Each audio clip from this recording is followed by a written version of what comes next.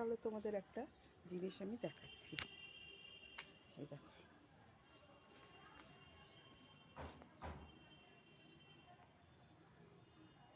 দেখেছ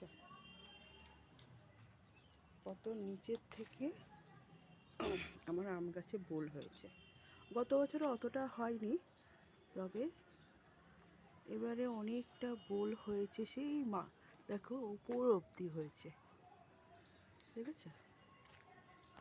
তোমাকে আরও দেখাচ্ছি। এই দেখো,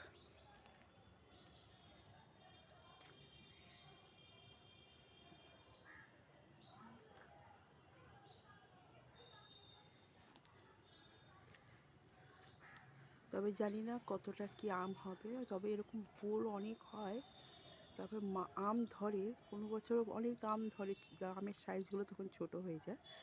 তবে ছোটো ছোটো ছোটো ছোটো আম হয়।